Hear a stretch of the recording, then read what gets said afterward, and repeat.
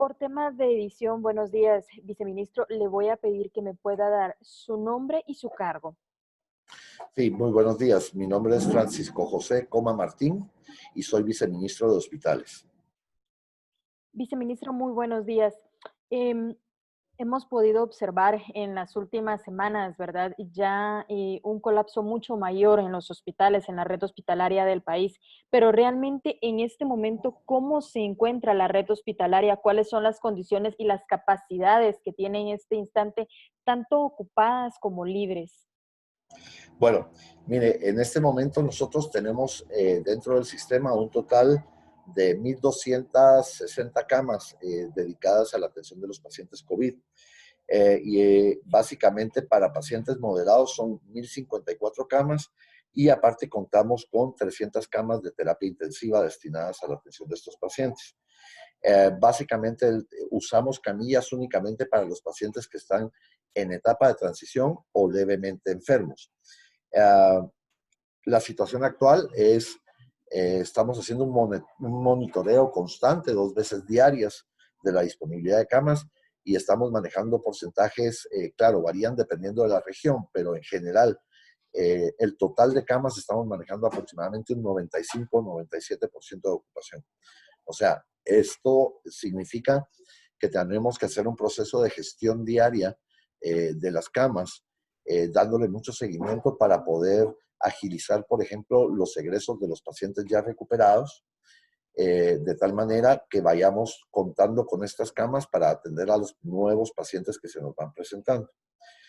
Como medidas eh, inmediatas, lo que estamos haciendo es, de la mano con los directores médicos de los distintos hospitales de la red nacional, se están habilitando nuevas camas, poniéndolas a disposición de nuevos pacientes, porque evidentemente el crecimiento está viniendo de una forma mucho más grande que la que teníamos proyectada. Entonces, como ejemplos, nosotros la semana pasada habilitamos 40 camas en el Hospital San Vicente. Hicimos la implementación del Hospital de Infectología Pediátrica para poder trasladar pacientes pediátricos que estaban en el Hospital Roosevelt a unas instalaciones como un poquito más adecuadas y con un ambiente mejor para la parte pediátrica. Eh, el Hospital de Antigua habilitó también la semana pasada 45 camas más disponibles para la atención de los pacientes con COVID-19. Y en esta semana, el director del Hospital Ruth, el doctor Barrientos, tomó acciones muy concretas para corregir el problema de los pacientes que permanecían sentados en las bancas de la emergencia del Hospital Roosevelt. Habilitó 45 camas más, con lo cual facilitamos la atención de los pacientes, los estamos dignificando en el nivel de atención que se les está brindando y aquí la dinámica es que no es disponer de la cama, sino de la toma de oxígeno. En esta enfermedad el oxígeno es el principal medicamento y básicamente ese es el enfoque, tener camas en las que podamos suministrar oxígeno a los pacientes.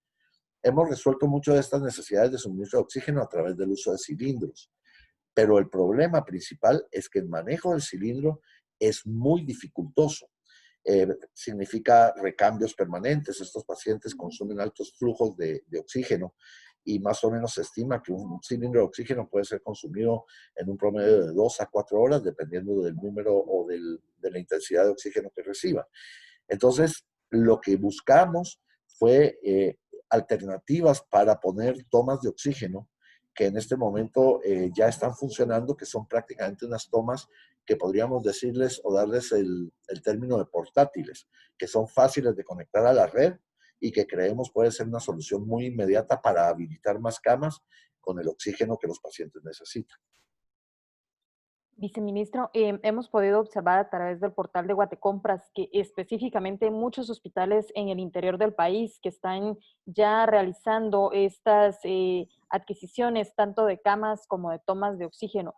¿con cuánto más se pretende o cuántas más camas, así como tomas de oxígeno, estas que son fáciles de instalar, o también cilindros, hemos podido observar, se piensan adquirir para estos hospitales y cuáles serían estos departamentos o regiones que más estarían en este momento suministrándole este equipamiento médico, teniendo en cuenta que en este momento, según las proyecciones tanto de la COPRECOVID como de ustedes del Ministerio de Salud, se prevé que esto se empiece a vislumbrar más en el interior del país?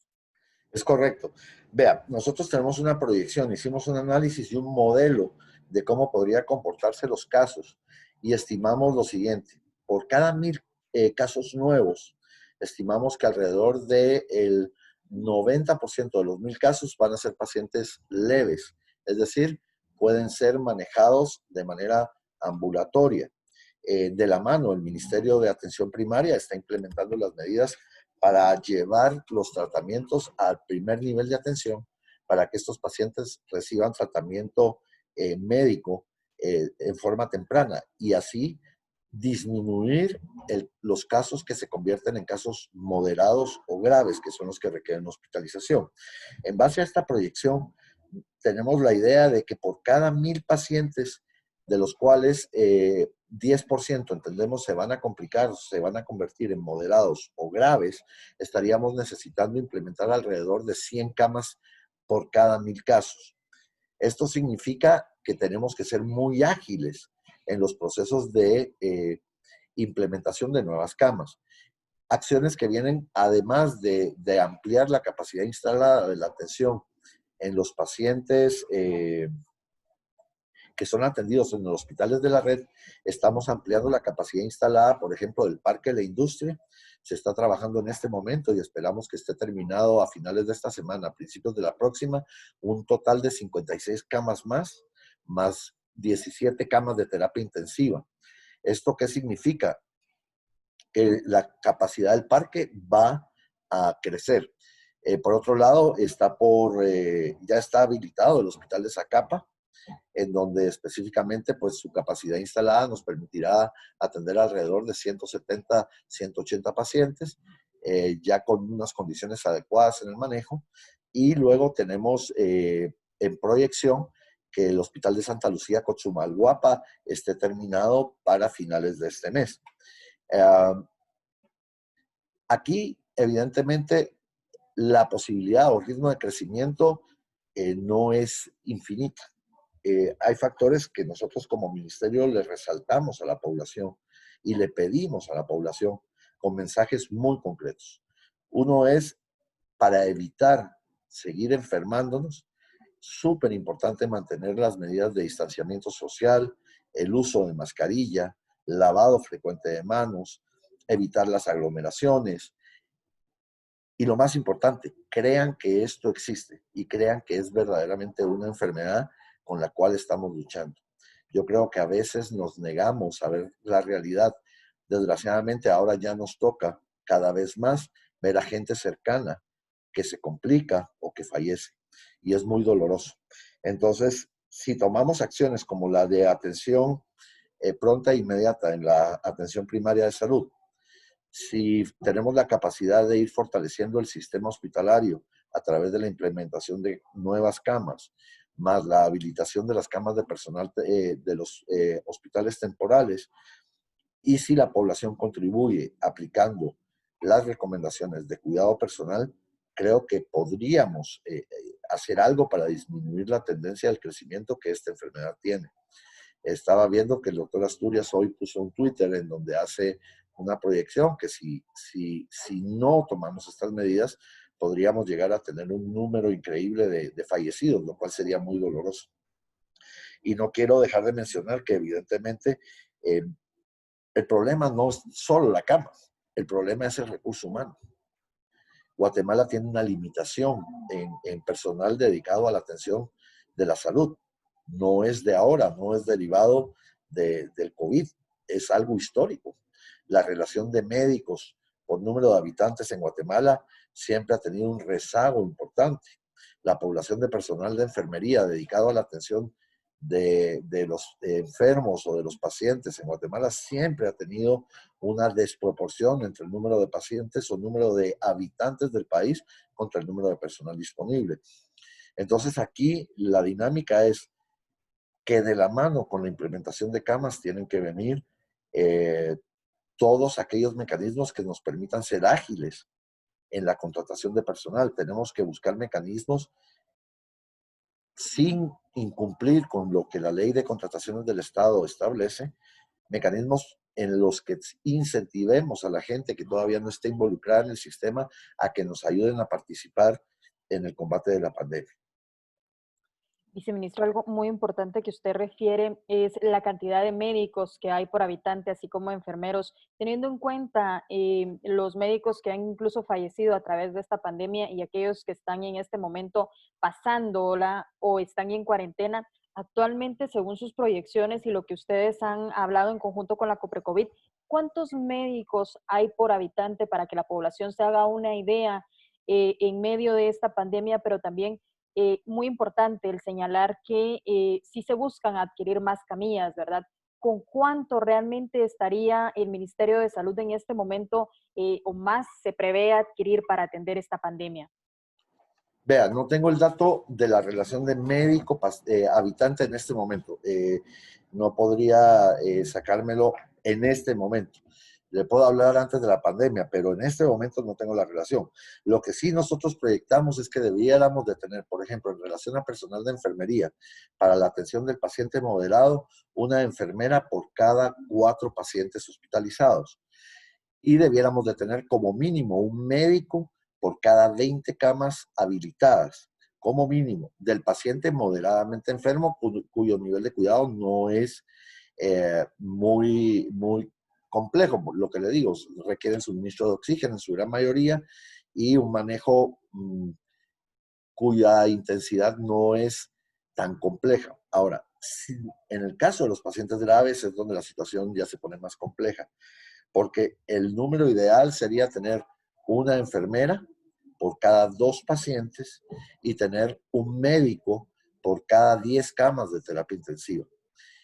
A esto no es solo un médico, sino debemos de sumarle un médico internista para que vea las patologías o las comorbilidades que tienen los pacientes, un médico intensivista y como mínimo un médico neumólogo. Pero le voy a mencionar, por ejemplo, si no estoy equivocado, médicos intensivistas en el país en este momento creo que hay alrededor de 32, de 32 a 38. Médicos neumólogos creo que no llegan a 100. Entonces, enfrentar una pandemia con esta cantidad de recurso humano es muy complicado, pero desde el ministerio se hacen grandes esfuerzos con el objetivo de buscar contar con todos los médicos disponibles. Finalmente, hoy por hoy, estamos recurriendo a médicos generales que nos están ayudando a luchar, estamos recurriendo a médicos internistas y a otras especialidades que nos permitan, bajo los criterios de una guía adecuada de especialistas ya formados, que den las indicaciones para atender de manera correcta a los pacientes. También estamos implementando programas de telemedicina para que un especialista pueda conectarse y dar indicaciones de manejo para los pacientes y a estos médicos darles las herramientas y el conocimiento a través de telemedicina en distintos puntos de atención del país. Viceministro, con esta pregunta yo voy culminando esta entrevista. ¿Cuántas camas más o camillas se busca tener en total en el país para la atención de pacientes COVID? Y también hemos podido observar el crecimiento grande en muchos departamentos del país. Por ejemplo, Escuintla en tan solo 5 días sube más de 600 casos, al igual que Zacatepeques, el mismo rumbo lleva Izabal y Quetzaltenango. Sí, ¿qué planes se prevén para las próximas semanas teniendo en cuenta estos incrementos que se ven y sobre todo estas recomendaciones que se hacen, ¿verdad? Sí, Andrea. Vea, yo creo, ya le mencioné antes cuáles son las acciones que tenemos nosotros contempladas. Uno, el fortalecimiento en la atención primaria. Es fundamental que logremos llegar a los pacientes antes de que se compliquen, que podamos entregarles kits de tratamiento de forma pronta y oportuna. Estamos en ese proceso de la implementación y adquisición de todos los insumos necesarios para llevarlos a la población a ese nivel de atención. Segundo, darles las condiciones dignas para que tengan medidas de aislamiento y no se conviertan en portadores o elementos de contagio dentro de su comunidad o en sus propias familias. Esto implica plan educacional y en determinado momento habilitar más albergues para que esta gente levemente enferma pueda permanecer aislada en condiciones adecuadas. Eso en lo que respecta al paciente leve y a la detección pronta de nuevos casos. Se está implementando a través del Viceministerio de Atención Primaria un sistema de rastreo y seguimiento para los pacientes.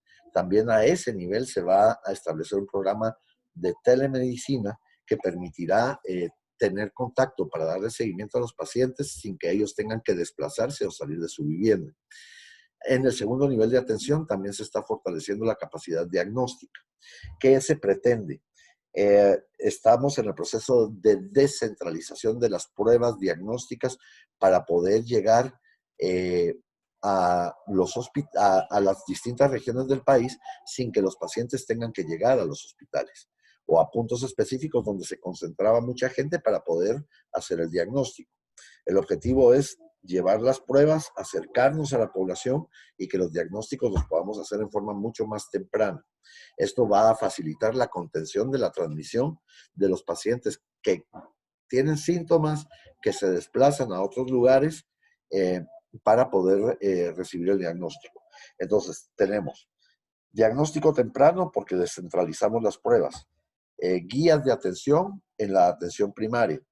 Luego, desde la perspectiva de los hospitales, me preguntaba en concreto cuántas camas proyectamos que deberíamos de tener para la atención de la pandemia. En números fríos y en base al crecimiento actual que tenemos en los números, deberíamos estar hablando de un crecimiento de 100 camas aproximadamente por semana, lo cual realmente es muy complicado, como le digo, porque podemos implementar camas en los distintos hospitales, pero la dinámica es la limitación del recurso humano. Entonces el mensaje en realidad es a la población, tomémonos en serio las medidas de precaución. De verdad, no hay un sistema de salud que haya logrado aceptar o soportar la carga de pacientes moderados y graves. Hemos visto colapsar sistemas de salud poderosos en el mundo como era el español, que se consideraba uno de los mejores del mundo, el italiano, y luego el concepto del sistema de salud norteamericano, que también colapsó, en donde contaban con todos los recursos. Nosotros en este Sistema Nacional de Salud traemos un rezago de no menos de 40 años. Es un sistema de salud en el que no se habían hecho grandes cambios ni modificaciones, ni se había implementado un crecimiento adecuado de la red, tanto de atención primaria como de la red hospitalaria. Y en este momento, pues nos encontramos en una situación de crisis. ¿Cómo la enfrentamos?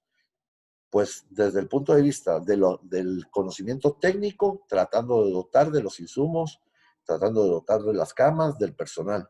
Pero lo más importante es la colaboración de la población. Si no contamos con esa colaboración de la población, no hay sistema de salud que lo soporte.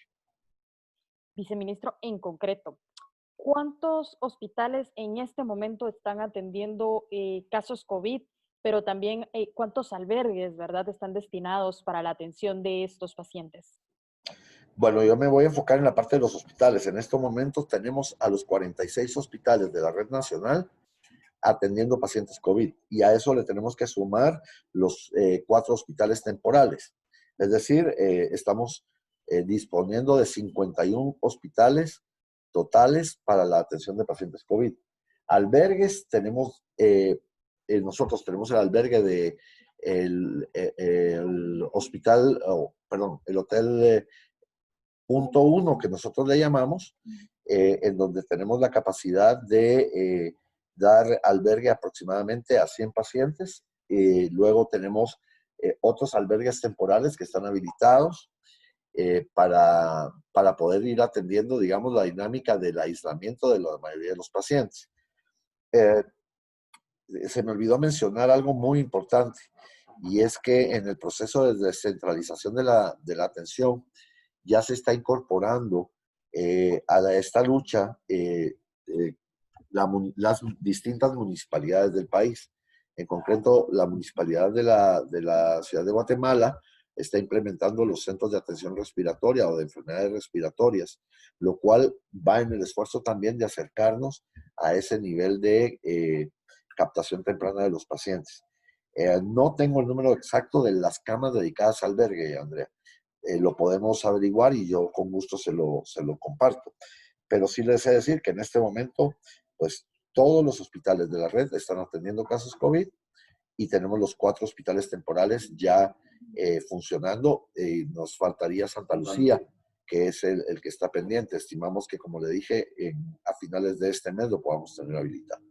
De momento también estamos en un proceso de evaluación para la implementación de 300 camas más en el Parque de la Industria. Justo el día de ayer estuvimos trabajando de la mano con Gobierno Central, en el Ministerio, de tal manera que podamos proyectar el crecimiento de otro módulo en Parque de la Industria, lo cual queremos trabajarlo de manera muy rápida. Pero de momento no estamos dejando de hacer las cosas para cubrir las necesidades. Yo quiero agradecer a los directores de los hospitales de la red porque de verdad están haciendo un esfuerzo importante y están siendo muy dinámicos en la implementación de nuevas camas. Y se está siendo creativo en desarrollar nuevas posibilidades para, por ejemplo, facilitar tomas de oxígeno a pacientes que no necesariamente conllevan una instalación fija. Entonces, sí, estamos trabajando muy fuerte y aprovecho este medio para agradecer a todo el personal que está en el primer frente de batalla, porque están haciendo una lucha enorme. Personal de enfermería, personal médico, personal paramédico, y decirles que, bueno, que cuentan con todo el apoyo y que desde estos despachos todos estamos enfocados en buscar darles una mejor capacidad de trabajo y de protegerlos, sobre todo de protegerlos. Perfecto, viceministro. ¿Semáforos en los departamentos que tienen más casos se comenzarán a aplicar? Es parte de lo que Coprecovid tiene por implementar. Entiendo que están trabajando y que en el transcurso de esta semana estaban desarrollando ya los semáforos. Y por lo tanto lo empezaremos a ver. Sí, porque hay que enfocarse mucho en el crecimiento de los casos por departamento, incluso por municipio, ¿verdad? Lo que usted mencionaba de Escuintla es fundamental. El crecimiento en Escuintla ha sido muy importante. Entonces, sí, nosotros este fin de semana estuvimos trabajando viendo las condiciones tanto del Hospital de Escuintla como del Hospital de Tiquizate para ver cómo podríamos prepararnos para esta demanda de casos nuevos, ¿verdad? Y es un permanente buscar cómo vamos habilitando las camas y las facilidades necesarias para que la población tenga un tratamiento fácil, accesible y digno. Muchísimas gracias, viceministro, por su tiempo, por su atención. Le agradezco también el poder haber atendido esta entrevista